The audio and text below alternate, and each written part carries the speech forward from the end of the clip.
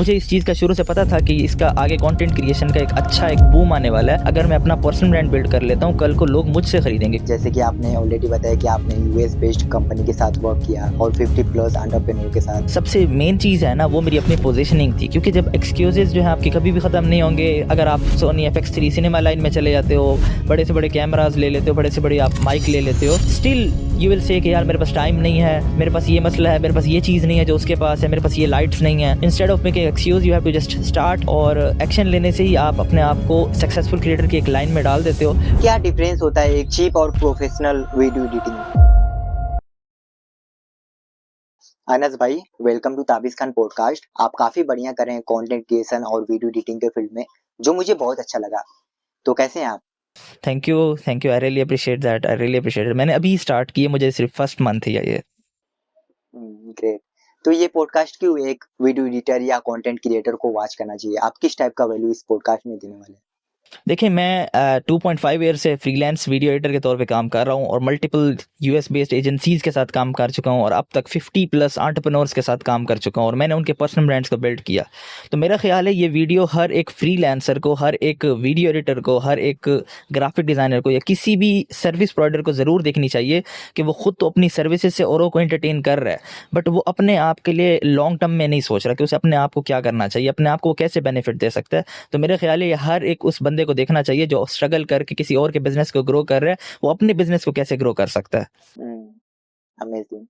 अनस भाई, आपके बारे में कुछ बताइए, आपकी स्टोरी और जर्नी कैसी रही और आपने कैसे इस फील्ड में एंटर किया? ज़रूर। अच्छा, मैंने अपना बैचलर्स कंप्लीट किया AI के अंदर, ठीक है। अब हर बंदा मेरे से जब पूछता है कि यार आपने क्या किया और मैं उसे बताता हूँ कि AI किया, वो कहता है तुमने AI को क्यों नहीं कंटिन्यू किया? AI का तो इस टाइम फुल टाइम जो चल रहा है, इस टाइम दौर चल रहा है AI का, आपने क्यों नहीं किया? तो इसकी सबसे बड़ी वजह यह है कि मैंने जब अपनी यूनिवर्सिटी स्टार्ट की थी, आई वॉज डूइंग AI। मैंने ML, machine learning, deep learning, NLP, GANs, हर चीज़ के अंदर घुस गया AI के अंदर, बट AI के अंदर मुझे वो इंटरेस्ट नज़र नहीं आया। मैंने कोर्सेरा से कोर्सेज किए, एंड्रयू MG के कोर्सेज किए, मल्टीपल सर्टिफिकेशंस ली। ये नहीं था कि मैं बुरा था AI के अंदर, बट मुझे AI में जो AI डेवलपमेंट करने में मुझे वो स्पार्क नहीं फील हो रहा था, मुझे एक्साइटमेंट नहीं थी। तो मैंने सोचा कि मुझे वो करना चाहिए जिसका मुझे शौक था। तो मुझे शुरू से शौक था ये फोटो एडिटिंग, वीडियो एडिटिंग का, जो कि मैं अपनी पर्सनली या अपने दोस्तों की वीडियोस को एडिट करता होता था। तो फिर मैंने जब उसे ट्राई करने की कोशिश की एज अ फ्रीलांसर, तो लिटरली ना फर्स्ट मंथ मैंने फाइवर और अपवर्क से स्टार्ट किया और I got the first order. And you know, the first order वही होता है कि जिससे आपको एक्साइटमेंट होती है और आपको मोटिवेशन मिल जाती है। तो मुझे जब मैंने फर्स्ट प्रोजेक्ट को डिलीवर किया, मुझे लगा कि यार this is something I really want to deep dive into. तो मैं उसके अंदर घुस गया और आज आपके सामने बैठा हूँ। Got it. अच्छा, ये बताइए कि आपने कैसे वो अचीवमेंट किए? जैसे कि आपने ऑलरेडी बताया कि आपने यूएस बेस्ड कंपनी के साथ वर्क किया और 50 प्लस एंटरप्रेन्योर के साथ भी आपने काम किया, तो ये सब अचीवमेंट आपने कैसे किया? जी। अच्छा, इसके लिए जो सबसे मेन चीज़ है ना, वो मेरी अपनी पोजीशनिंग थी, क्योंकि जब अगर मैं एक टिपिकल फ्रीलांसर की तरह स्टार्ट करता तो मैं फाइवर और अपवर्क के ऊपर अपना अकाउंट बनाता और उसके ऊपर बैठ जाता प्रोजेक्ट के इंतज़ार में, या बिडिंग करता या जॉब्स फाइंड करता। बट मैंने ऐसा नहीं किया। मैंने विद इन फर्स्ट मंथ मैंने अपना लिंक्डइन अकाउंट बनाया, अपने सोशल प्रोफाइल्स बनाए और अपना पर्सनल ब्रांड बिल्ड करना शुरू किया। हालांकि जिस टाइम मैंने पर्सनल ब्रांड बिल्ड करना शुरू किया, अब से तकरीबन 2.5 ईयर्स अगो, तो उस टाइम पर पर्सनल ब्रांडिंग को इतना ज़्यादा लोग प्रमोट भी नहीं कर रहे थे, कोई इतना ज़्यादा वो नहीं था। But this is something I really want to do. जो चीज़ जो मैंने एक पहले से करना चाहता था कि अपनी पोजीशनिंग बनाऊं, because if a person is positioning himself as the first, तो वो बंदा बहुत ज़्यादा अपॉर्चुनिटीज़ को अनलॉक करता है। मुझे इस चीज़ का शुरू से पता था कि इसका आगे कंटेंट क्रिएशन का एक अच्छा एक बूम आने वाला है। अगर मैं अपना पर्सनल ब्रांड बिल्ड कर लेता हूँ, कल को लोग मुझसे खरीदेंगे, क्योंकि आज के टाइम पे ट्रस्ट इतना बिल्ड हो रहा है। लोग ब्रांड से या लोग किसी चीज़ से किसी दुकान से खरीदने की बजाय, किसी शॉपिंग मॉल से खरीदने की बजाय, लोग खरीदते हैं लोगों से। People buy from people. आज हम एप्पल की बात करते हैं तो लोग फौरन से उसका नाम लेते हैं, स्टीव जॉब्स का। आज फौरन से माइक्रोसॉफ्ट के हम बात करते हैं तो लोग फौरन से मार्क जुकरबर्ग की बात करते हैं। तो इसकी क्या वजह है? क्योंकि लोग लोगों से खरीदना पसंद करते हैं, लोग लोगों को जानते हैं ब्रांड की वजह से। तो मैंने सोचा कि मुझे भी अपना ब्रांड बिल्ड करना चाहिए, so I started doing that on LinkedIn. और लिंक्डइन के ऊपर मैं डे फर्स्ट से ही मैंने अपना पर्सनल ब्रांड बिल्ड करना स्टार्ट कर दिया। दिस इज समथिंग जिसने मुझे पोजीशन किया, क्योंकि अगर मैं फ्रीलांस प्रोफाइल पे बैठा रहता, क्लाइंट प्रोजेक्ट्स पकड़ता रहता, करता रहता, तो आज शायद मैं यहाँ पर ना होता जहाँ मैं इस मकाम पर बैठा हूँ। तो मैंने जब अपनी पोजीशनिंग पे काम करना शुरू किया, अपना पर्सनल ब्रांड बिल्ड करना शुरू किया, तो मुझे बहुत अच्छी अच्छी अपॉर्चुनिटीज आना स्टार्ट हो गई। मैंने मल्टीपल एजेंसीज के साथ काम सिर्फ और सिर्फ इस वजह से किया कि वो लोग मुझे देख रहे थे, उन लोगों ने मुझे अप्रोच किया और मैंने उनके साथ काम स्टार्ट कर दिया। और एंटरप्रेन्योर्स के साथ भी काम मैंने इस तरीके से किया। हमें इन फ्रीलांस प्लेटफॉर्म्स के ऊपर नॉर्मली इतने एंटरप्रेन्योर्स नहीं मिलते जो कि नॉर्मली एक प्रोफेशनल प्लेटफॉर्म्स के ऊपर होते हैं या सोशल प्रोफाइल्स के ऊपर होते हैं। तो यही वजह है कि मैं इतने जो अच्छे अच्छे लोगों के साथ काम किया, इतने कम टाइम के अंदर मैंने अपनी पोजीशनिंग के ऊपर काम किया। Got it. थोड़ा पीछे चलते हैं, ये सब आपने कैसे सीखा? Content creation, video editing, personal branding? Hmm देखिए, ये सब मैंने ऐसे सीखा कि मुझे शौक था इस चीज़ का। अच्छा। जो जो आपकी जो नीश होती है वो क्लैरिटी से आती है। आपको सबसे पहले क्लैरिटी अपने माइंडसेट के अंदर लेके आनी पड़ेगी कि आपको करना क्या चाहिए, आपको क्या पसंद है, आप किस चीज़ को इम्प्रूव कर सकते हो। ऐसी क्या चीज़ है जिस चीज़ को आप कंटिन्यूअसली एक्साइट कर रही है, जो चीज़ आपको आप मुसलसल कर रहे हो। फॉर एग्जाम्पल एक वेब डेवलपमेंट को ले लेते हैं। अगर आपको वेब डेवलपमेंट पसंद है, अगर आप उसको 2 साल से 3 साल से 4 साल से कर रहे हो, अगर आपको करने में मज़ा आ रहा है, even you are not getting paid, this is something जो आपको बताएगी कि यार you should definitely do this stuff. तो मैंने फिगर आउट किया कि मुझे क्या पसंद है और मैंने उस चीज़ को डीप डाइव करना शुरू किया। क्योंकि जब आप एक चीज़ जो आपको पसंद होती है उसको आप कंटिन्यू कर रहे होते हो, तो वक्त के साथ साथ अपने आप को इम्प्रूव कर रहे होते हो। आपको पता भी नहीं होता, आपकी लर्निंग भी चल रही होती है, आपको काम करने में मज़ा आ रहा होता है। क्योंकि मैं मानता हूँ कि money is is a motivation, but your dedication, your on the thing that you really want to do is the biggest motivation of yourself. So you have to do whatever you want. जो मैं करना चाहता था, मैंने उसको जब start किया तो I started improving my self day by day. और मैं उन लोगों से बहुत आगे निकल गया जो कि 5 साल से 8 साल से 10 साल से फील्ड के अंदर थे। तो ये इस तरीके से मैंने अपने आप को इम्प्रूव किया, सीखता गया। बिल्कुल सही बात। अगर कोई कंटेंट क्रिएटर है तो आपको क्या लगता है, उन्हें निश सिलेक्ट करना चाहिए या नहीं? देखिए, नीश का मैंने अभी आपको ऑलरेडी बताया कि नीश जो है वो सिलेक्ट होती है आपकी क्लैरिटी के बेसिस से। नीश को एक डिसीजन नहीं होता जो कि आप अपनी मर्जी से लेते हो। इट्स समथिंग जो आपको क्लियर होना चाहिए आपके माइंड के अंदर कि आप एग्जैक्टली करना क्या चाहते हो। मेरा मशवरा यह है कि जब भी कोई क्रिएटर या कोई फ्रीलांसर या कोई भी इंडिविजुअल है जो अगर कंटेंट क्रिएट करना चाहता है, तो नीश के अंदर घुसने की बजाय वो पहले ये फिगर आउट करे कि वो क्या करना चाहता है। फिगर आउट कैसे करेगा? You have to start taking actions. आपको एक्शंस लेने हैं, आपको फिगर आउट करना है कि आप एग्जैक्टली करना क्या चाहते हो, क्या चीज़ आपको एक्साइट करती है, उस चीज़ को करना शुरू कर दो। क्योंकि आपको बहुत सी चीज़ों को एक्सपेरिमेंट करना पड़ेगा, काम करना पड़ेगा, प्रोजेक्ट्स करने पड़ेंगे। जो चीज़ आपको एक्साइट करे, जिस चीज़ में आपको लर्निंग करने में मज़ा आ रहा हो, जिस चीज़ में आप अपने आप को इम्प्रूव करता देख रहे हो, जिस चीज़ में अपने आप को आप अगले 2-3 साल में, 5 साल में बहुत ऊपर देख सकते हो, आप इमेजिन कर सकते हो, तो you should definitely deep dive into that. ये आपकी नीश है। राइट। अनस भाई, हमें कभी कभी ये कंफ्यूजन होता है जो कंटेंट क्रिएटर होते हैं कि हमें अपने इंटरेस्ट को फॉलो करना चाहिए या अपनी ग्रोथ को फॉलो करना चाहिए। जैसे कि कई कंटेंट ग्रो काफी फास्ट करते हैं बट हमें उनमें इंटरेस्ट नहीं होता है, या जिनमें हमें इंटरेस्ट होता है थोड़ा लेस व्यूज होते हैं। तो आपके हिसाब से किसको हमें फॉलो करना चाहिए, इंटरेस्ट को या ग्रोथ को?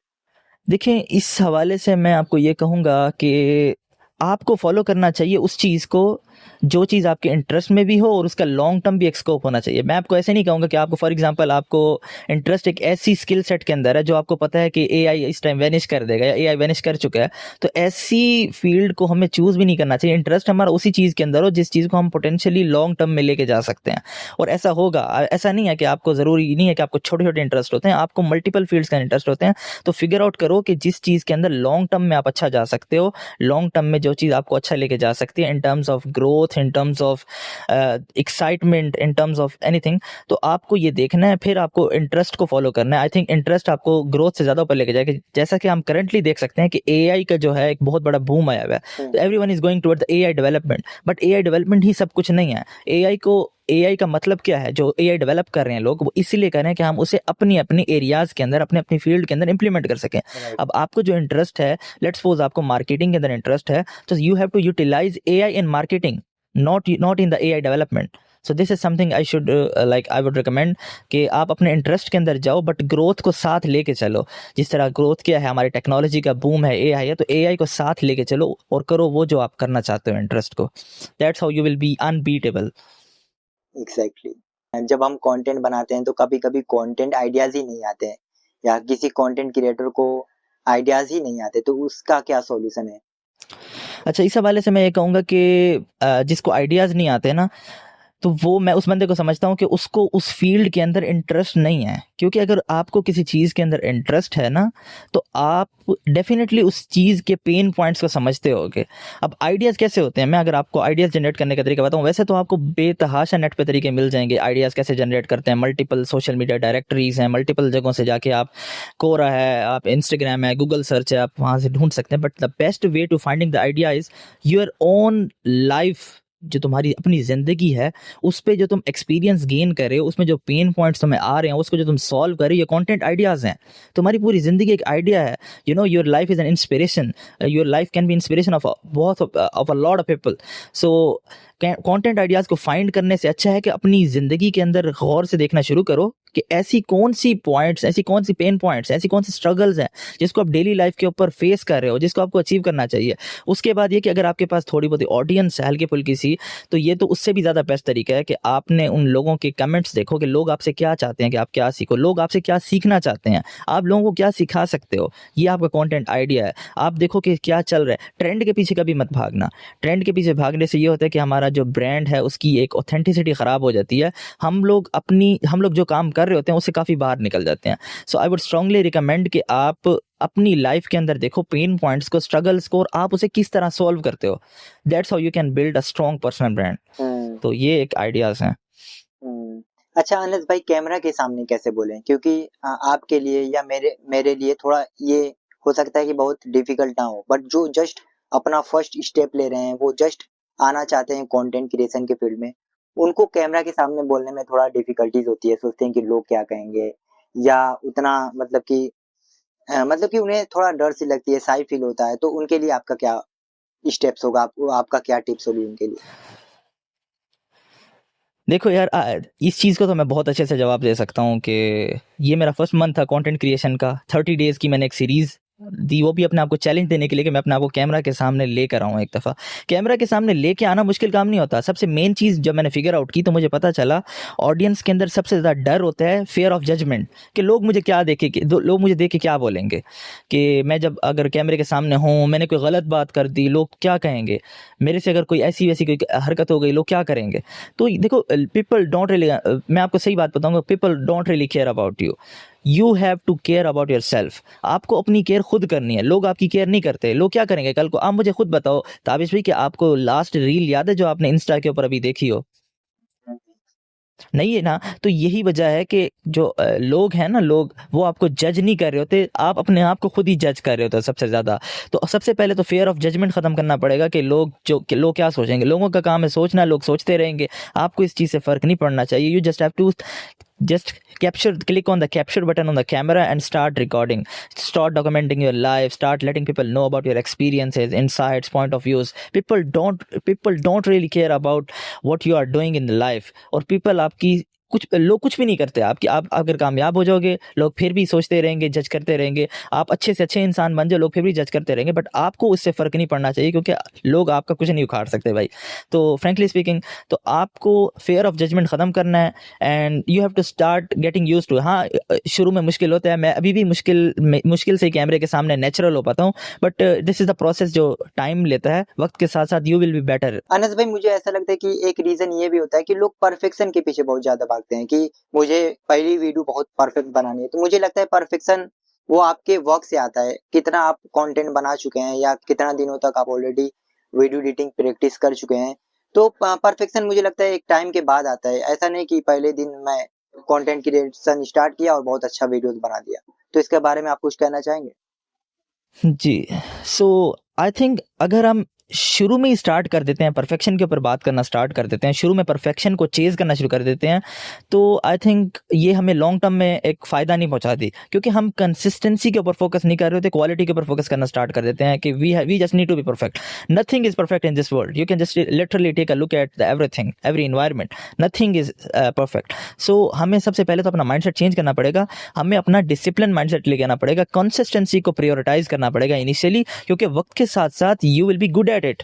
और परफेक्शन आप खुद ब खुद परफेक्शन को चेज़ करना बुरा नहीं है, बट शुरू में ही एम कर लेना कि जो मेरा पीस ऑफ कंटेंट जो मैं प्रोड्यूस करने लगा हूँ ये परफेक्ट हो, तो यार ये this is really bad decision. और जो लोग भी परफेक्शन को चेज़ करते हैं ना, परफेक्शन को एम करते हैं स्टार्ट में ही, कंटेंट क्रिएशन के स्टार्ट में पहले दिन से, वो लोग ज़्यादा देर तक नहीं चल पाते। हम जितने भी क्रिएटर्स को देखें आज सक्सेसफुल, जिनका कंटेंट से हम लोग इंस्पायर हो रहे हैं, जिनके साथ हम मुकाबला कर रहे होते हैं, जब हम उनके कंटेंट को देखें पहले कैसा था और कितना बड़ा उनके कंटेंट के अंदर तब्दीली आई, कितनी बड़ी चेंजेस आई, और वक्त के साथ साथ आती हैं changes. So initially I think you have to aim for consistency and then you can definitely go towards the quality of stuff.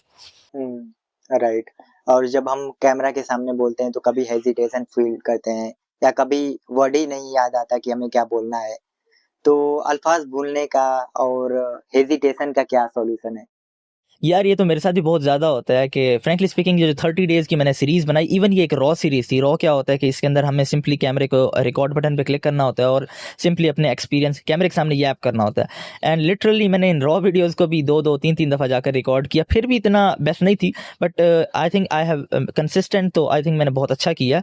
तो consistency is something you need to focus on it. And for the stuff, camera के सामने जो इंसान है वक्त के साथ साथ ही नेचुरल होता है, तो इसमें कोई बुराई नहीं है कि अगर आप एक दफ़ा एक दफ़ा आप अड़के या अकड़ के बोल रहे हो तो दूसरी दफ़ा आप इस तरह आपको मसला होगा। You have to just focus on repetitions. Initially repetitions के ऊपर काम करो कि एक स्क्रिप्ट को एक दफ़ा बोलो, 2 दफ़ा बोलो, 3 दफ़ा बोलो।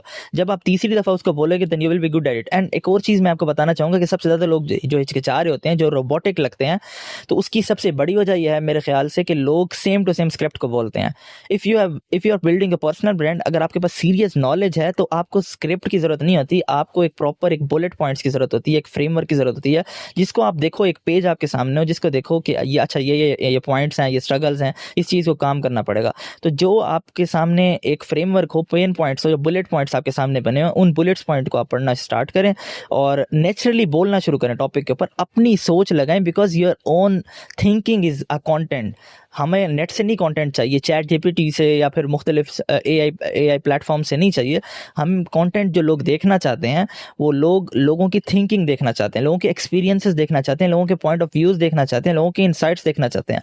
और वो हमें किस तरीके से पता चलेंगे? जब हमें सिर्फ एक आइडिया हो कि हमें बात किस टॉपिक पे करनी है, टॉपिक हमें पता हो, and we have to start just speaking naturally. और हाँ, जो बेसिक एडिट है वो हल्का फुल्का वो आपको कर लेना चाहिए, क्योंकि कोई बंदा भी इतना अच्छा नहीं होता कि वो कैमरे के सामने बैठा है और बंदा भूल ही जा रहा है। इवन हम लोग अगर ईमान गाजी को देखते हैं, बड़े बड़े क्रिएटर्स के साथ मैंने काम किया है जो मिलियंस ऑफ फॉलोअर्स हैं, जिनको हम कैमरा के सामने जिनको हम कंटेंट पे सोशल मीडिया के सामने देखते हैं, तो वो लोग बहुत ज़्यादा नेचुरल बोल रहे होते हैं, बहुत ज़्यादा अच्छा बोल रहे होते हैं, बट हकीकत में एक एडिटर को ही पता होता है कि भाई उसने पीछे कितनी टेक्स लिए हैं।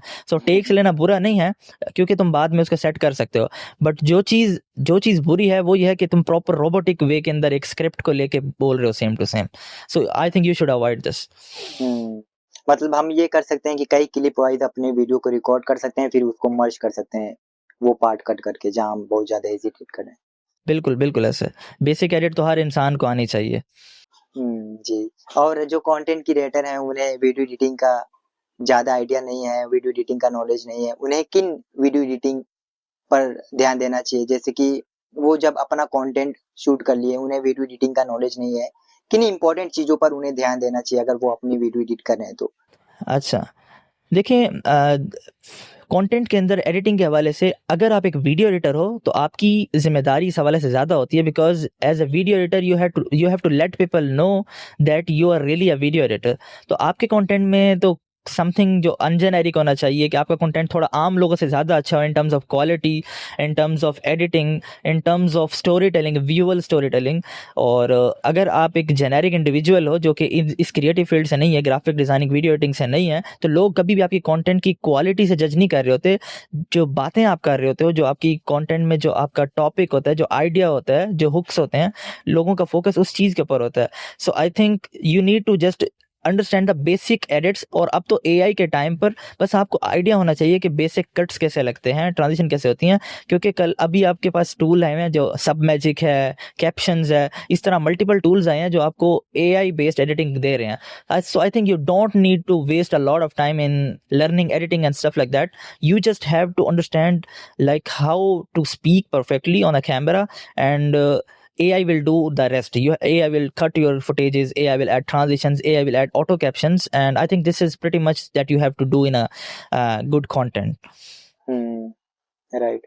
आप जानते होंगे कि अगर हम कंटेंट क्रिएशन की बात करें तो स्टोरी टेलिंग का बहुत ही ज़्यादा इम्पोर्टेंट रोल होता है, कंटेंट क्रिएशन में भी, वीडियो एडिटिंग में भी। तो कैसे हमें स्टोरी टेलिंग को इम्प्रूव करना चाहिए?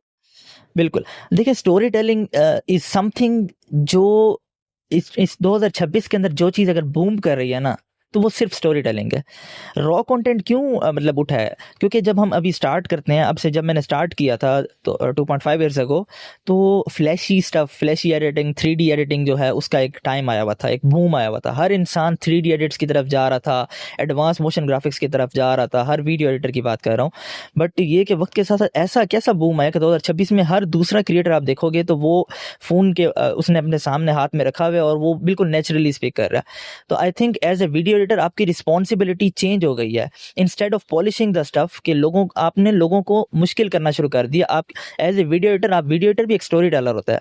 देखो, स्टोरी टेलिंग 2 तरह की होती है, एक ऑडियो होती है, एक विजुअल होती है। अब ऑडिटरी क्या होती है? ऑडिटरी तो वो है जो आपका क्लाइंट है या क्रिएटर जो भी है वो बोल रहा है, ठीक है? उसने आप कैमरे के सामने बोलना शुरू कर दिया। But as a video editor you have to simplify the video. Story teller आप इसीलिए आप कहलाए जाते हो क्योंकि आप विजुअली वीडियो को इस तरीके से क्राफ्ट करते हो कि आपकी वीडियो लोगों के लिए आसान हो जाती है। आप लोगों के लिए उस वीडियो को आसान बना सकते हो ताकि लोग उसको मज़े से देखें, ठीक है? जब एज़ ए वीडियो एडिटर आप उसको कॉम्प्लेक्स कर दोगे, 3D एनिमेशंस को अंदर डाल दोगे, फ्लैशी ट्रांजिशंस आप डाल दोगे, तो ये चीज़ें ऐसी होती हैं, ये आपकी वीडियो को कॉम्प्लेक्स कर देंगे सिंप्लीफाई करने की बजाय।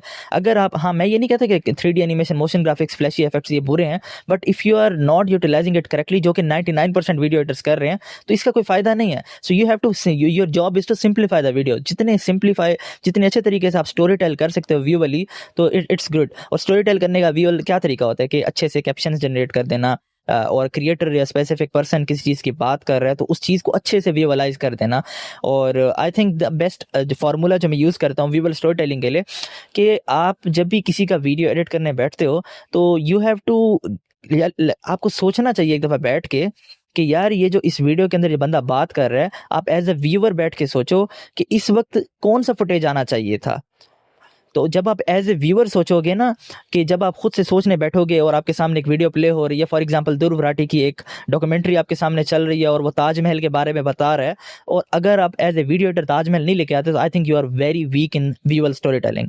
तो हमें एक विजुअल स्टोरी टेलिंग को अंडरस्टैंड करना चाहिए और वीडियो को सिंप्लीफाई करना चाहिए। और स्टोरी टेलिंग इज समथिंग जो कि ऑडिटरी और विजुअली दोनों साइड पे फोकस करना चाहिए। Auditory is something that you need to focus on it, because people wanna buy from people, और लोगों के साथ अट्रैक्ट कैसे होते हैं, वो स्टोरी से होते हैं। सो आई थिंक अगर आपको स्टोरी नहीं सुनाने आती तो you are not good at selling. So अगर आप लॉन्ग टर्म में खेलना चाहते हो तो स्टोरी टेलिंग आपको सीखनी पड़ेगी। Story telling is something you have to like put yourself in a situation, और अपने आप को एक सिचुएशन में डालते हो और अपने आप को सिचुएशन से निकालते हो, and you have to craft the entire situation in a story, and that's how you will story tell yourself to the audience. Correct. अच्छा अनस भाई, आप काफ़ी बढ़िया कर रहे हैं वीडियो एडिटिंग के फील्ड में। तो थैंक मैं यू सो चाहूँगा मच। ये आप बताएँ कि क्या डिफरेंस होता है एक चीप और प्रोफेशनल वीडियो एडिटिंग में? आपने बड़ा अच्छा सवाल पूछा है कि आज के टाइम पे सबसे ज़्यादा लोग स्टक हैं, तो वो इसी रेस के अंदर हैं कि हमारा वीडियो जो है वो एक्सपेंसिव लगे, हमारा वीडियो जो है वो चीप ना लगे। बट लोगों की कोशिश तो जितनी मर्जी होती है उसको, कंटेंट को एक्सपेंसिव बनाने की, वो चीप ही लग रहा होता है। इसकी सबसे बड़ी वजह ये कि हम एडिटिंग के कोर्स को जानना चाहिए। हमें as a video editor, as a content specialist, हमें एडिटिंग के कोर के ऊपर फोकस करना चाहिए। सबसे बड़ा मसला जो मैं अक्सर बताता हूँ लोगों को, कि वीडियो एडिटर बेसिक सीखते हैं 2 दिन में, 3 दिन में, उसके बाद मोशन ग्राफिक्स सीखना शुरू कर देते हैं, एडवांस इफेक्ट सीखना शुरू कर देते हैं, और ब्लेंडर सीख रहे हैं। ठीक है, मैं कहता हूँ ये चीज़ें बुरी नहीं है। If you are doing this in a very good way, then you are apart from others a lot of, तुम टॉप पे चले जाते हो। लेकिन तुम्हें हर चीज़ को अच्छे से करना है। हर चीज़ ना एक टाइम मांगती है, और हर चीज़ को ना उसकी साइकोलॉजी को समझना, हर चीज़ के अंदर उसकी हायरार्की को समझना, ये बहुत ज़रूरी है। एक अच्छा एडिटर वो नहीं होता कि जिसके अंदर आप एडवांस चीज़ें सब कुछ इकट्ठे मिला दो, तो ये एक बहुत ही बुरा बन जाएगा। सो हर चीज़ को एक परफेक्ट वे के अंदर यूटिलाइज करना, I think is a good edit. और अगर आपकी एडिट को देखकर, अच्छे एडिट की मैं आपको मिसाल देता हूँ, चीप एडिट और एक्सपेंसिव एडिट की। एक्सपेंसिव एडिटिंग इज समथिंग, अगर आपकी वीडियो के अंदर हम देखना चाहते हैं कि हमने वीडियो को अच्छा एडिट किया है, तो आप वीडियो के अंदर ऑडियो को करो बंद, एंड वीडियो को प्ले करो और गौर से एज अ व्यूअर बन के देखो कि आपको क्या मैसेज कन्वे हो रहा है। अगर मैसेज कन्वे हो जाता है जो आपने कंटेंट में जो आपने बोला, जो आपने बात की, लाइक कैप्शंस की हेल्प से, इन्फोग्राफिक्स की हेल्प से, अगर आपको मैसेज समझ आ जाता है तो आप समझ जाओ कि आप बहुत अच्छे एडिटर हो। और अगर आप आवाज़ को बंद करते हो और आपको समझ नहीं आ रही वीडियो किस बारे में, मुख्तलिफ फुटेजेस आ रहे हैं, एज अ व्यूअर बन के सोचना है, और मुख्तलिफ फुटेजेस आ रहे हैं, कैप्शन आ रहा है, कभी क्या अजीब व गरीब सी लाइन्स आ रही हैं, और you are not getting exactly the point तो जिसके ऊपर आपने कंटेंट बनाया था, तो आई थिंक आपकी एडिटिंग चीप है। आप मजीद ये कि एडिटिंग के अंदर जो प्रीमियम लुक्स को लेके आना, वो एक प्लस पॉइंट होता है। वो अच्छी एडिट बुरी एडिट में नहीं होता, वो एक प्लस पॉइंट होता है कि आपकी एडिट को एनहांस कर देता है, आपकी एडिटिंग की विजुअल एस्थेटिक्स जो होता है, जिसे हम अक्सर कहते हैं यार उसका वीडियो दिखने में बहुत प्यारा लगता है। नो वन वाना give a care about it, क्योंकि लोग एक अच्छा कंटेंट, अच्छा पीस ऑफ कंटेंट देखेंगे, कितना अरसा याद रखेंगे, मैक्सिमम एक हफ्ता याद रखा, उसके बाद उसे भूल जाएंगे। बट एक अच्छा मैसेज जो होता है वो हमेशा याद रहता है लोगों को। सो अच्छा मैसेज कन्वे करने की कोशिश करें। अगर आपकी एडिटिंग इवन सिंपल है और आप बेसिक चीज़ों को बहुत अच्छे से कर ले, तो बेसिक डिज़ाइन सेंस आपको अच्छी है, तो I think your edit is so expensive, otherwise it is cheap. अच्छा अनस भाई, जैसा कि आप कंटेंट क्रिएशन और वीडियो एडिटिंग के फील्ड में काफ़ी लंबे समय से हैं, आपने कभी स्ट्रेस या बर्नआउट फेस किया? उसको कैसे आप हैंडल करते हैं? यार बर्नआउट तो मेरे ख्याल से हर स्ट्रगलिंग पर्सन जो होता है वो बर्नआउट को फेस कर रहा होता है। Literally I think you have to face burnout. अगर अगर आप इस टीन एज के अंदर भी अपने आप के ऊपर प्रेशर नहीं लेते, ठीक है, अपने आप के ऊपर प्रेशर नहीं लेते, एफर्ट नहीं करते, तो आई थिंक आगे भी जाके अपने आप के ऊपर आप प्रेशर नहीं ले पाओगे, because it's the best time. ये आपका बेस्ट टाइम है जिसके अंदर आप जितना मर्जी प्रेशर लेना चाहो आप ले सकते हो। जब आप प्रेशर लेते हो, अपनी लाइफ को सीरियस लेते हो, अपने गोल्स को सीरियस लेते हो, अपने पेरेंट्स को सपोर्ट करने का सोचते हो, कुछ बड़ा करना चाहते हो आगे के लिए, और तो फिर आपके ऊपर मेरे ख्याल से बर्नआउट एक ऐसी सिचुएशन है जो हर एक पर्सन के ऊपर आती है। कोई सक्सेसफुल पर्सन ऐसे नहीं कह सकता कि वो बर्नआउट नहीं होता, बट या in a burnout time as a freelancer, as a someone content specialist, जो जब भी मेरे ऊपर बर्नआउट आता है, क्योंकि हम लोग मशीनों के साथ बहुत ज़्यादा अट्रैक्ट होते हैं, क्योंकि हमने इंटरनेशनली क्लाइंट्स के साथ काम करना होता है, हमारी वर्क रूटीन ख़राब होती है, हमारी कम्युनिकेशन जो है मुसलसल हो रही होती है क्लाइंट के साथ, हमारी स्लीप रूटीन डिस्टर्ब होती है, हमारा खाने का टाइम डिस्टर्ब होता है। तो आई थिंक जब हम अपने आप को इस स्पेसिफिक, इस जकड़े हुए इन्वायरमेंट से निकालते हैं, कुछ देर के लिए जाके नेचर में जाके टाइम स्पेंड करते हैं, इवन मतलब कि जिस तरीके से हम 3 महीने हमने अच्छे से काम किया, 90 डेज अच्छे से काम किया, 90 डेज़ के बाद हम जाके कहीं नॉर्दर्न जाके हो आते हैं, माउंटेन्स पे जाके हो आते हैं, अपने माइंड को फ्रेश करते हैं, लोगों के दोस्तों के पास जाते हैं, दोस्तों की कंपनीज़ में बैठते हैं, अच्छी सोच वाले लोगों के साथ नेटवर्क करते हैं, उनके साथ बैठते हैं, तो आई थिंक ये बर्नआउट को हम लोग ख़त्म कर देते हैं। So as a creative person, if you are struggling in your own field, और आप समझते हो कि आपका मुसलसल पूरी साल आप मेहनत कर रहे हो, और आप समझते हो कि यार अपनी ज़िंदगी को बिल्ड कर रहे हो, तो आप बिल्ड नहीं कर रहे, आप उसे ख़राब कर रहे हो, क्योंकि यार आप फोकस ही नहीं कर रहे अपनी हेल्थ के ऊपर, आप अपने आप के ऊपर फोकस नहीं कर रहे, क्योंकि अपने आप के ऊपर फोकस करना, अपने आप ही केयर करना ये है। आल्दो आप 90 डेज अपने आप को ही दे रहे हो, जो आप स्ट्रगल कर रहे हो, मुझे पता है आप अपने आप के लिए कर रहे हो कि आप आगे के लिए अपने आप को फ्री कर सको, या आगे के लिए अपने आप के लिए आप फ्लेक्सिबिलिटी लेके आ सको, आगे आपके लिए आसानियाँ हो। बट इनिशियली भी अपने आप को एक रेस्ट देना चाहिए हर इंसान को। हमारी अपनी बॉडी भी डिजर्व करती है, हमारा अपना माइंड भी डिजर्व करता है, तो हमें I think we need to go to some, we need to get apart from our workspace, or we need to go outside and have some good friends, and do some jogging, do some like sports करें, आप football खेलें, cricket खेलें, आपको जो पसंद है आप वो करें, but I think you have to stay away from like your work space for a very few time. जब आप थोड़ी सी देर के लिए आप इस तरह करेंगे, तो I think you will avoid burnout.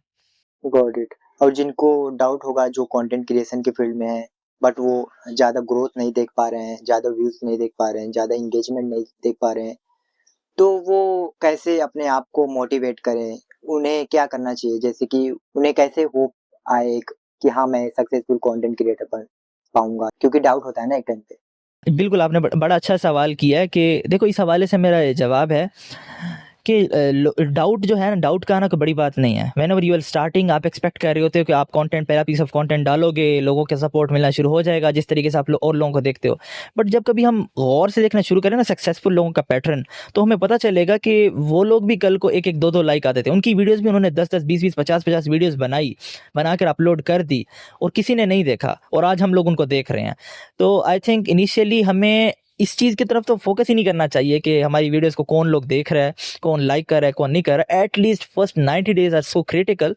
You have to focus on just consistently, you have to produce content a lot, you have to post करते जाओ। और but you have to make sure that कि your content is perfectly aligning, कि आप जो content बना रहे हो वाकई ये परफॉर्म भी करना चाहिए। अगर आप अपने बारे में बता रहे हो, अपने रूटीन के बारे में बता रहे हो, और आपको आपके रूटीन में आप एक प्रॉपर एक वायरल फॉर्मेटिंग को यूज़ नहीं कर रहे, आप प्रॉपर स्टोरी टेलिंग को यूज़ नहीं कर रहे, वो अलग बात है। आप 100-200 वीडियो बना लो, आपको वो रीच नहीं नजर आएगी। But if you are going in right way, तो आप आंखें बंद करके 90 डेज के लिए पोस्टिंग स्टार्ट कर दो, and you don't really care, you don't have to care about likes, comment, subscribe. Even comments are the biggest demotivator I think, क्योंकि लोगों के जब लोग स्टार्ट करते हैं, सबसे पहले जो बुरे नेगेटिव कमेंट्स आते हैं, लोग उसी चीज़ से डर जाते हैं।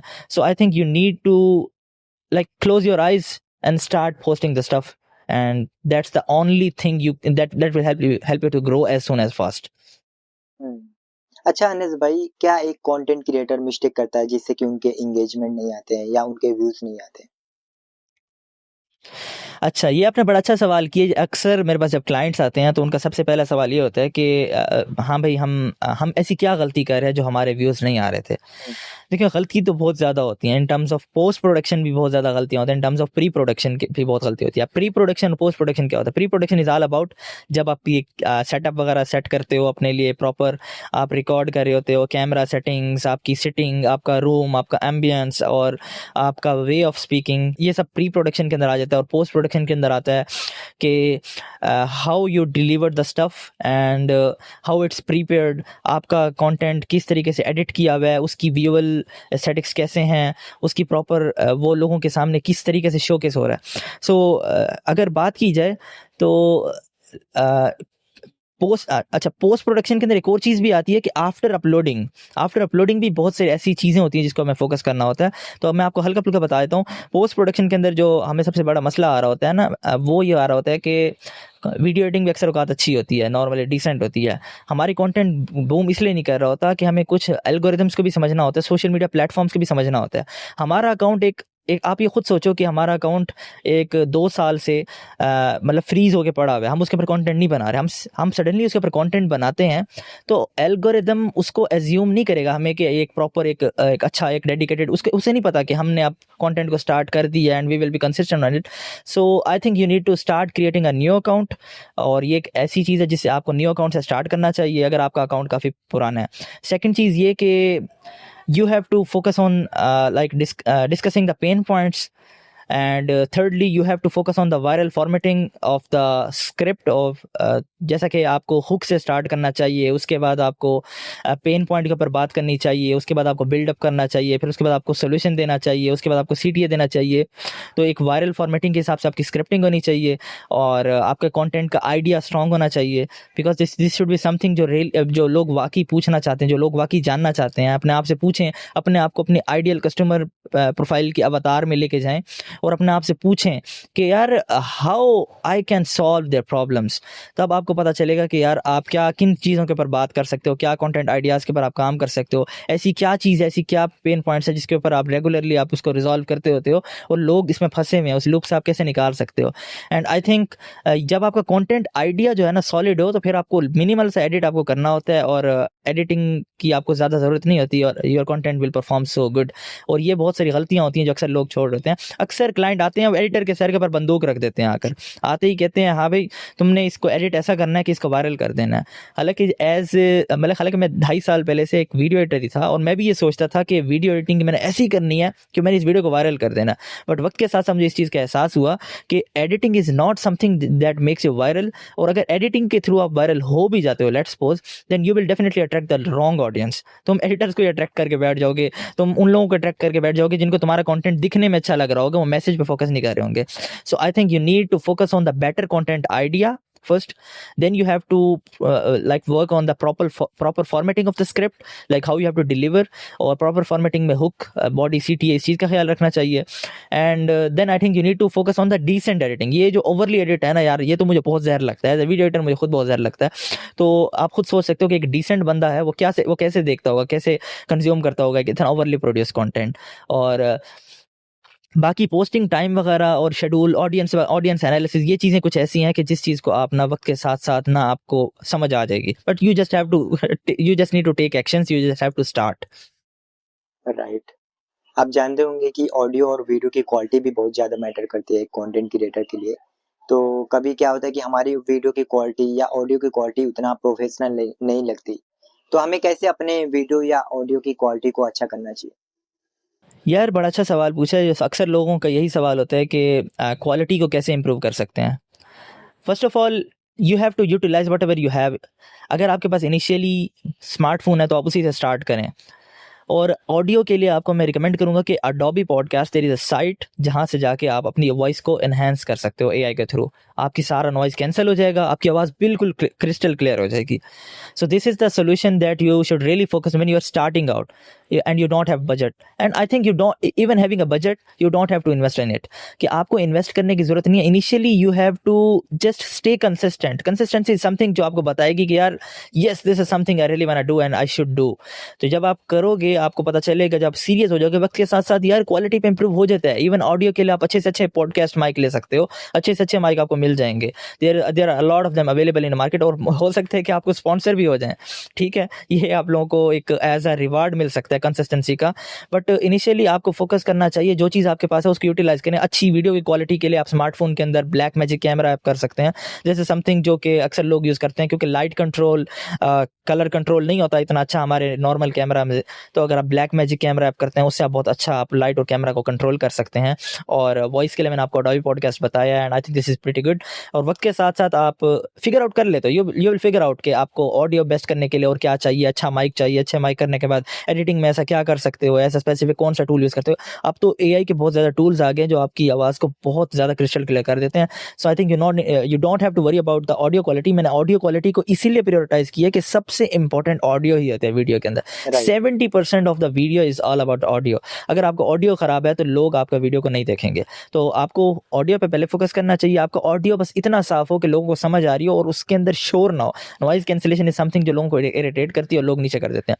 दूसरी बात ये कि वीडियो के हवाले से अपनी क्वालिटी को इंप्रूव करना है तो आप लाइटिंग के ऊपर फोकस करें instead of spending a lot on the gadgets, heavy gadgets. मैंने भी अपनी सबसे बड़ी इन्वेस्टमेंट स्टार्ट में ही जो की, अभी हालांकि मुझे 1 महीना ही होने वाला है, और मैंने अपना कैमरे के ऊपर इन्वेस्टमेंट की।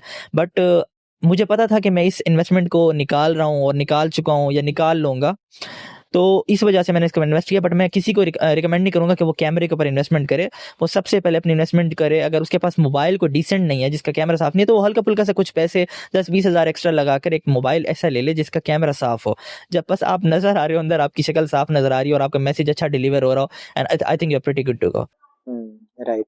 जैसे कि अनस भाई आपने कुछ टाइम पहले बताया कि हम एडोबी पॉडकास्ट यूज़ कर सकते हैं कि अपनी वॉइस को अगर हमें बेटर बनाना है तो। आप फ्री वर्ज़न की बात कर रहे हैं या पेड वर्ज़न की? क्योंकि फ्री वर्ज़न में प्रॉब्लम क्या आती है कि हम एडोबी पॉडकास्ट हमारे वॉइस को कंप्रेस कर देता है, कभी रोबोटिक टाइप की आवाज़ लगने लगती है। तो आप पेड वर्ज़न की बात कर रहे हैं या फ्री वर्ज़न की? Yeah, I think whenever you are starting, so you not need to worry about the robotic voice because इतना बुरा भी नहीं होता because we have utilized a lot of time. अगर आप उसको अपने फ़ोन को कोशिश करेंगे अपने आप के करीब रखने की, तो जब कोशिश करेगा जब आप रिकॉर्ड करने की, तो आपकी आवाज़ काफ़ी हद तक बेहतर ही आ रही होगी, बस उसके अंदर नॉइज़ होगा। तो नॉइज़ को ख़त्म करने के अंदर अडोबी पॉडकास्ट का जो फ्री वर्जन है it's pretty good to go. मैं स्टिल फ्री वर्जन यूज़ कर रहा हूँ।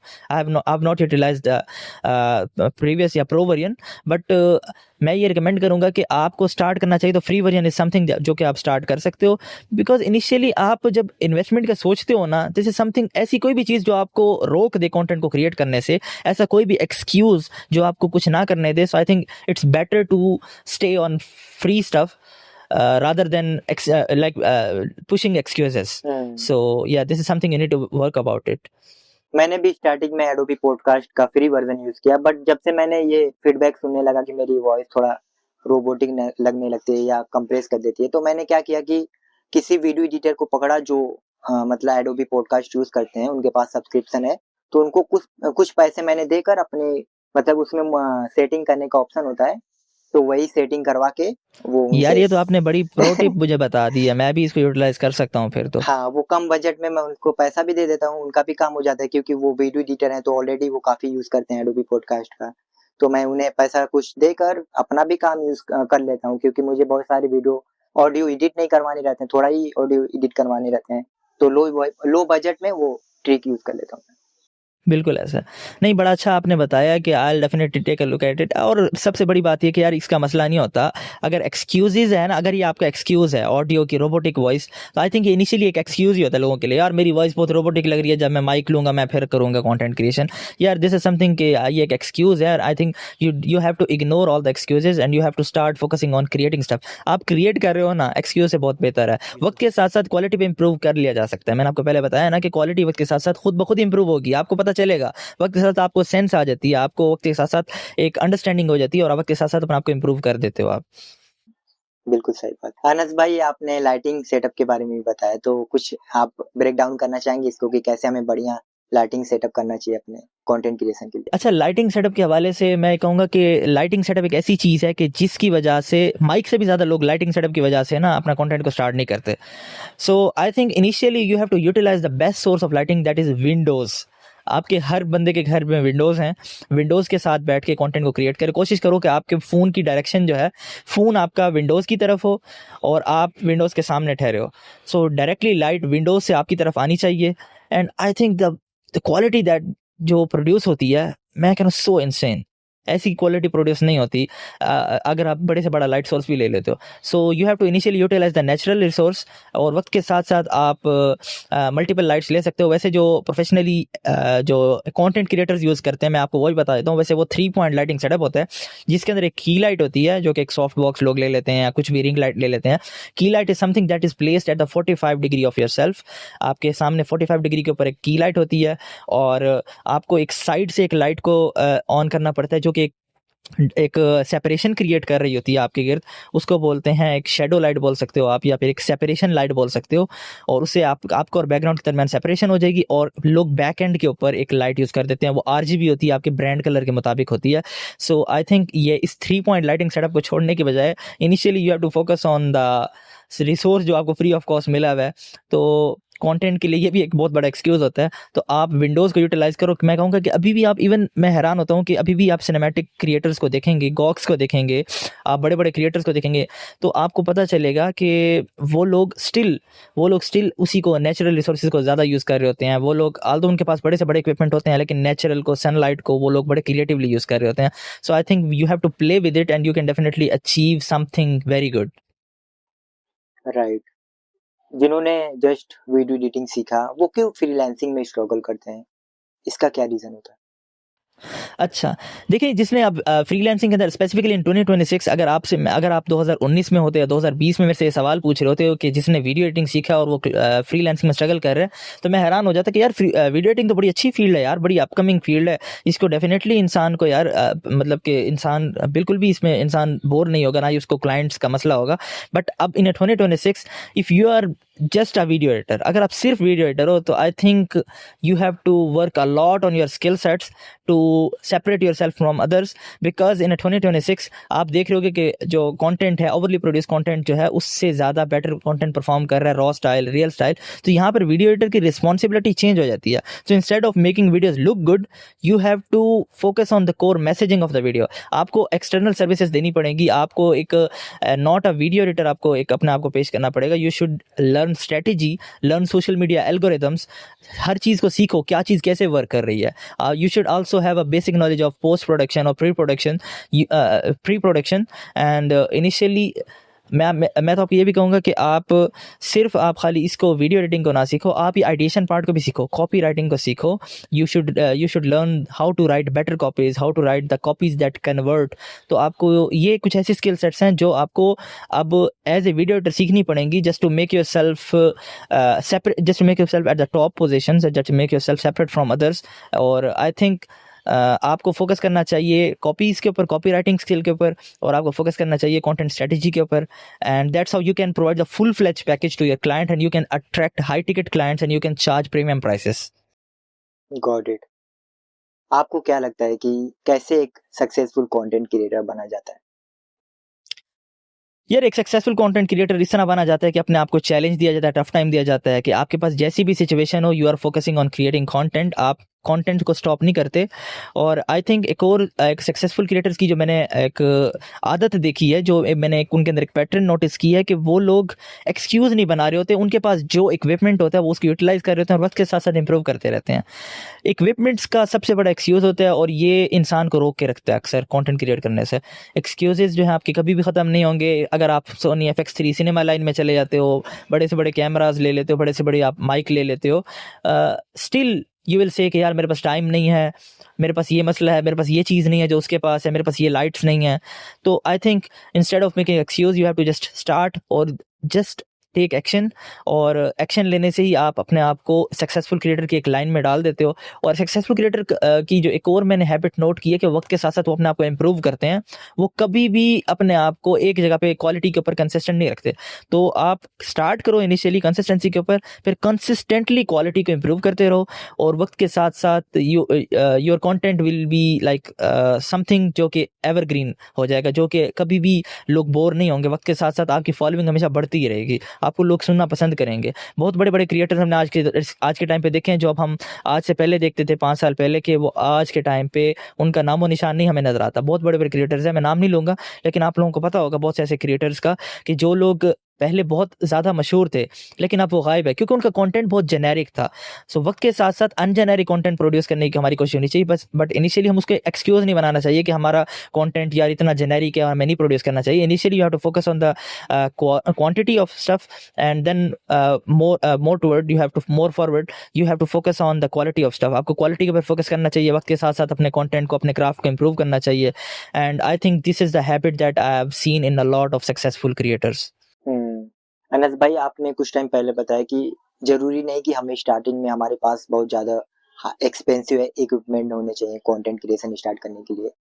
कैसे हमें लो बजट से कंटेंट क्रिएशन स्टार्ट करना चाहिए? जिनके पास ज्यादा पैसा नहीं है, उनके पास मतलब लो बजट कैमरा है, लो बजट सभी चीजें हैं, तो लो बजट में कैसे कंटेंट क्रिएशन स्टार्ट करें? मैंने आपको अभी बताया कि लो बजट के अंदर तो अगर आपके पास मोबाइल फ़ोन है, बेशक कैमरा ना नहीं भी है, आपके पास माइक नहीं भी है, आप मोबाइल फ़ोन को यूटिलाइज़ करें, ठीक है। उसके बाद अगर आपने ऑडियो के हवाले से लो बजट आपने यूज़ करना है, तो कोशिश करें अपने आप को ऐसे एक ऐसे कमरे में ले जाएं जहाँ पर शोर नहीं है। तो ऐसे रूम के अंदर जब आप रिकॉर्ड करेंगे तो आपकी आवाज़ काफ़ी हद तक बेहतर हो जाएगी, एको ना हो उस रूम के अंदर, ठीक है। लाइट के हवाले से आप लोग ये कर सकते हैं कि आप विंडोज़ को यूटिलाइज़ करें, नेचुरल लाइट को यूटिलाइज़ करें, आउटडोर में जाकर रिकॉर्डिंग्स करें, ठीक है। और इसके अलावा एडिटिंग के हवाले से you not have to invest on the subscription of Premiere Pro, After Effects और any pro application. You can start editing from the CapCut, और CapCut is a pretty good, although उसका भी एक प्रो वर्जन है, but you can utilise the free one. And yeah I think आपके पास इस वक्त सब कुछ फ्री में ही है। मोबाइल वो है जिसे आप देख रहे हो इस वीडियो को, ठीक है। उसके बाद माइक उसके अंदर ऑलरेडी इंस्टॉल्ड है, ठीक है। उसका कैमरा जो है वो आप ऑलरेडी यूज़ कर लोगे। उसके लाइट रिसोर्सेज के लिए आपके घर में विंडोज़ हैं। तो ऐसी और क्या चीज़ रह जाती है जो आपको रोक रही है आप कंटेंट मतलब कि ना क्रिएट करो? ऐसा कौन सा एक्सक्यूज़ है? क्वालिटी की बात है, वो वक्त के साथ साथ इंप्रूव हो जाएगी। अच्छा, एक क्वेश्चन और मैं पूछना चाहूंगा आपसे जी जी ज़रूर। कि अगर हम कंटेंट क्रिएशन में मतलब कि बहुत सक्सेस ना पाए, तो क्या ये वेस्ट ऑफ टाइम होगा या एक लर्निंग होगी? देखिए, इंसान किसी भी चीज़ के अंदर, अगर किसी भी ऐसी चीज़ के अंदर जिसके अंदर वो अपना टाइम और एफर्ट लगाता है, और अगर वो उस चीज़ के अंदर सक्सेसफुल नहीं होता, तो आई थिंक उसका वॉल्यूम उतना नहीं था। क्योंकि एलेक्स हॉर्मोज़ी से किसी ने एडवाइस ली, तो उसने यही बोला था कि अगर तुम किसी भी चीज़ में कामयाब होना चाहते हो, तो इतनी एफर्ट करो, डू सो मच वॉल्यूम, इतना वॉल्यूम प्रोड्यूस कर लो कि तुम्हारे लिए अनसक्सेसफुल होना मतलब कोई रीजनेबल ही ना रहे, रियल ही ना रहे। मतलब कि तुम सक्सेसफुल हो के ही रहोगे। अगर आप सक्सेसफुल नहीं हो रहे, तो I think you need to focus on more volume. तो वॉल्यूम के ऊपर भी फोकस करना चाहिए आपको। वॉल्यूम के ऊपर फोकस करो कि इतना वॉल्यूम प्रोड्यूस करो कि आप उस चीज़ के अंदर मजीद, मतलब आपका अनसक्सेसफुल रहना कोई सेंस ही ना बना रहा हो। So that's how you will be successful. और अगर आपको कंटेंट समथिंग जो आपको एक्साइट नहीं कर रही, आप ये कह सकते हो कि जो चीज़ सक्सेसफुल वाली बात ना करो, क्योंकि आप सक्सेसफुल इसलिए नहीं हो, आपने क्वांटिटी के ऊपर, क्वालिटी के ऊपर, दोनों के ऊपर काम नहीं किया वक्त के साथ साथ। और बहुत सी ऐसी रीजंस हो सकती हैं, बिकॉज ये कोई रॉकेट साइंस नहीं है। कंटेंट के अंदर कुछ की फैक्टर्स होते हैं जिसको ये लेके चलना होता है वक्त के साथ साथ, क्वालिटी, क्वांटिटी और प्रॉपर फॉर्मेटिंग, स्टोरी टेलिंग, इन सब फैक्टर्स को अपने माइंड में रखना होता है। और अगर फिर भी आप सक्सेसफुल नहीं होते, तो आई थिंक आपको आपके पास वॉल्यूम नहीं है और अगर आपको एक्साइट नहीं कर रहा content banana over the time, आपके पास टाइम नहीं बन रहा और आप बस नहीं करना चाह रहे, तो I think it's a good learning, क्योंकि कुछ भी आप सीखते हो तो जो वो आपके लिए वो वैसे मुफ्त नहीं होता। आपको वक्त के साथ साथ वो नॉलेज जो है वो आपको बहुत ज़्यादा काम आता है, वक्त के साथ साथ वो एक्सपीरियंस आपका काम आता है। एक्सपीरियंस इज समथिंग, नॉलेज आपका फिर भी वेस्ट हो जाता है, वक्त के साथ साथ आप भूल जाओगे, बट एक्सपीरियंस इज समथिंग जो आपको ऑलवेज रिमेंबर रहता है। और इसके अलावा ये कि अगर आप कोई भी काम करते हो और इसके अंदर आप वक्त अपना यूज़ करते हो, आपको एक्सपीरियंस ऐसा गेन होता है वक्त के साथ साथ, वो किसी ना किसी हवाले से आपको पे ऑफ ज़रूर होता है वो। सो अगर आप ट्रस्ट करते हो अपने प्रोसेस के ऊपर, एफर्ट कर रहे हो, स्ट्रगल कर रहे हो, तो दिस विल बी डेफिनेटली पे ऑफ ब्रो। एग्जैक्टली इससे हम वीडियो एडिटिंग सीख सकते हैं, और वीडियो एडिटिंग सीख लें तो जॉब भी कर सकते हैं कहीं, बिल्कुल ऐसा है। या अगर हमें कंटेंट क्रिएशन आ गया तो इस टाइम पे काफी जॉब भी आती हैं, एज अ कंटेंट क्रिएटर आप वर्क कर सकते हैं। Exactly exactly. तो ये वेस्ट ऑफ टाइम नहीं है, मतलब कि इससे हमें बहुत चीजें सीखने को मिलती है ना। बिल्कुल ऐसा है, 100% एग्री। जी, अगर कोई कंटेंट क्रिएशन के फील्ड में है या वीडियो एडिटर है तो वो कैसे जॉब पाएं इस क्रिएटिव फील्ड में? जॉब कैसे हासिल करें? जी। अच्छा, तो यार इस हवाले से अक्सर लोगों का मेरे पास ये जवाब आता है कि भाई क्लाइंट्स नहीं मिल रहे, भाई जॉब नहीं मिल रही, भाई अच्छी सैलरी नहीं मिल रही, भाई हाई टिकट क्लाइंट्स नहीं मिल रहे। देखो, इनिशियली क्लाइंट्स लेने के लिए ये आपके ऊपर है कि आप अपनी कितनी एनर्जी दिखाते हो, अपने आप को कितना, अपने आप को एक्टिव करते हो इस हवाले से। देखो, इनिशियली अगर आपको क्लाइंट्स लेने हैं तो आपको सिर्फ एडिटिंग नहीं सीखनी पड़ेगी, एडिटिंग नहीं सीखना, you have to market yourself, you have to market your skill sets. आपको अपना काम दिखाना पड़ेगा सोशल मीडिया के ऊपर, आपको लोगों को बताना पड़ेगा, आपको अपने रेफरेंसेस को यूटिलाइज करना पड़ेगा। यू हैव टू डू जो जो कुछ आप कर सकते हो, ठीक है। आज के दौर में क्या करते हैं हम लोग ने, एडिटिंग सीखी, ठीक है, मैंने 2-3 महीने लगा के एडिटिंग सीखी, मैंने एक पीस ऑफ कंटेंट बनाया, मुझे अच्छा लग रहा है, जो कि मुझे अच्छा लग रहा है, लोगों को अच्छा नहीं लग रहा होगा, और मैंने उसको पोस्ट कर दिया, मैं बैठा हूँ यार क्लाइंट नहीं मिल रहे। तो सिर्फ कंटेंट क्रिएशन के ऊपर ही फोकस नहीं करना चाहिए सोनली। इनिशियली आप फ्रीलांस प्लेटफॉर्म को यूटिलाइज कर सकते हो, फ्रीलांस प्लेटफॉर्म एक अच्छी जगह है, बट एज अ बिगिनर वहाँ पर थोड़ा टफ हो सकता है आपके लिए। तो इसीलिए आप पर्सनल ब्रांड को बिल्ड कर रहे हो कि आप सीखते भी रहोगे। मैं अक्सर लोगों को रिकमेंड यही करता हूँ कि वो अपना पर्सनल ब्रांड बिल्ड करें डे वन से इस पर्सनल ब्रांड बिल्ड करना शुरू करें। आप लोग कहते हैं यार हमारी तो अथॉरिटी नहीं है, हमें नॉलेज ही नहीं है, आप कैसे पर्सनल ब्रांड बनाएं?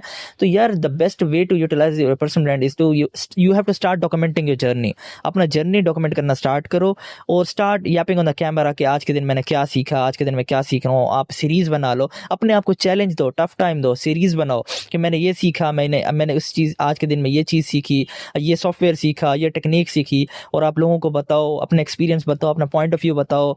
और आप लोगों को जब शेयर करोगे, अपनी जर्नी डॉक्यूमेंट करोगे, जब आप सीख चुके होगे, then you don't have to worry about job, you will have a lot of opportunities waiting for you.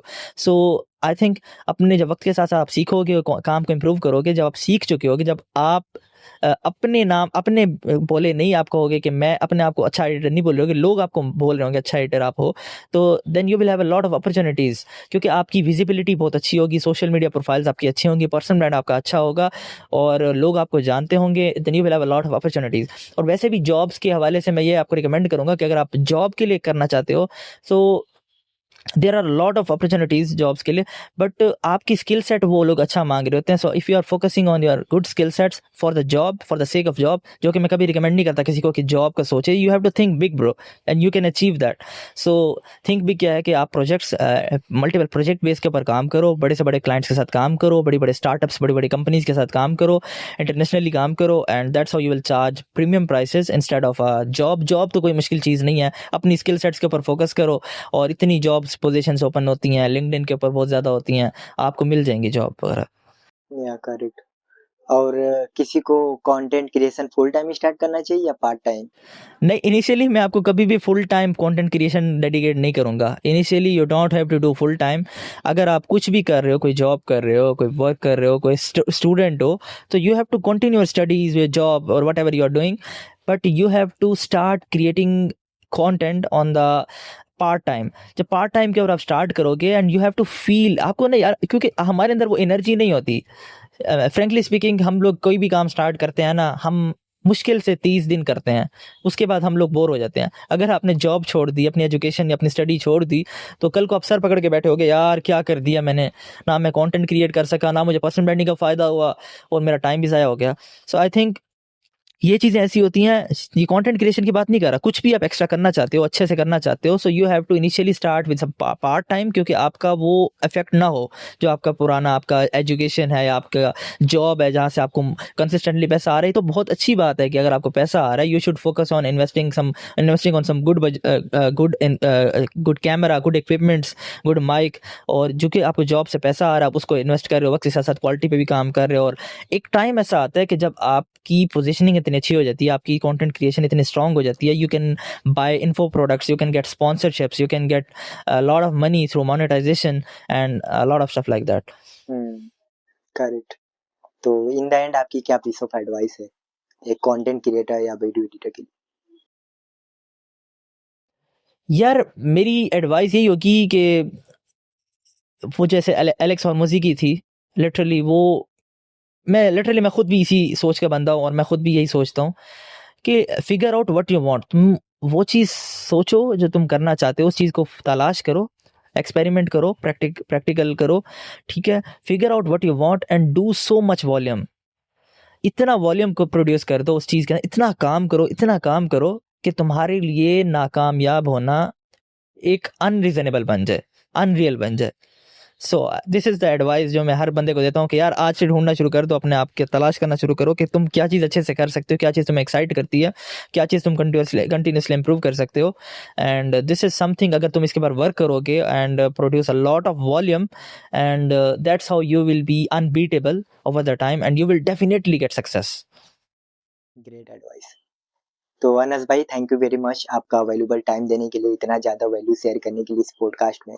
आपसे बात करके बहुत अच्छा लगा। थैंक यू सर, कोई मसले वाली बात नहीं है, मुझे भी बहुत खुशी हुई। और सबसे बढ़ के मुझे खुशी होगी कि इस पॉडकास्ट को देख के अगर कोई इंसान इंस्पायर होता है कंटेंट क्रिएट करने के अंदर, और वो मुझे खुशी होगी, वो मेरे पास कांटेक्ट कर सकता है, वो मुझे किसी को भी कोई प्रॉब्लम हो कंटेंट के हवाले से, कोई वीडियो एडिटिंग के हवाले से, पर्सनल ब्रांडिंग के हवाले से, किसी को क्वेश्चन हो कंटेंट क्रिएशन के हवाले से, स्ट्रेटेजी के हवाले से, वो मेरे से भी रब्ता कर सकता है।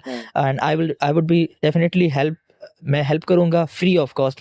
बट मुझे खुशी होगी अगर इस पॉडकास्ट को कोई इंसान सुनता है और वो अपना कंटेंट क्रिएट करता है और अपनी ज़िंदगी बदलता है, पर्सनल ब्रांडिंग के ऊपर काम करता है या फिर वीडियो एडिटिंग सीखता है, उससे अच्छा पैसा बनाता है। सो मुझे बहुत खुशी होगी। सो ये मेरा मकसद भी ये था यहाँ पर आने का कि मैं अपनी इस वैल्यू के थ्रू लोगों की ज़िंदगी को चेंज कर सकूँ। अगर मैं किसी की ज़िंदगी के अंदर आसानी लेके आता हूँ तो आई होप कि मेरी ज़िंदगी में भी बहुत सी आसानी आएंगी। एब्सोल्युटली। और अनस भाई का चैनल की लिंक मैं वीडियो के डिस्क्रिप्शन में दे दूंगा, जहाँ से आप इनका चैनल चेकआउट कर सकते हैं और अच्छी चीज़ें सीख सकते हैं कंटेंट क्रिएशन और वीडियो एडिटिंग रिलेटेड। तो बहुत एंड अच्छा लास्टली लगा। मैं कहना चाहूँगा गाइज, ये मेरा पहला पॉडकास्ट था और मैंने कोशिश की है ज़्यादा से ज़्यादा नॉलेज देने की, बट स्टिल ऐसा है कि मैंने 2 या 3% नॉलेज भी नहीं दिया होगा, क्योंकि मैं बहुत ज़्यादा पहली बार है, थोड़ा सा नर्वस हूँ, थोड़ा सा कंफ्यूज हूँ। But you can get the idea कि देखो मैंने किया फिर भी।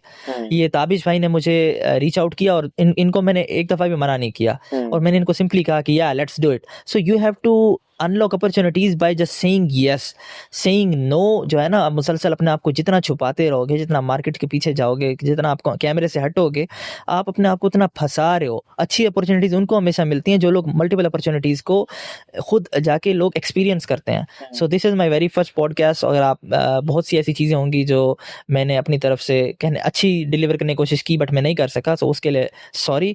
एंड इंशाल्लाह over the time my content will be, मेरा नॉलेज जो है आप मल्टीपल मेरे अकाउंट्स के ऊपर देखेंगे, it will be pretty wonderful over the time.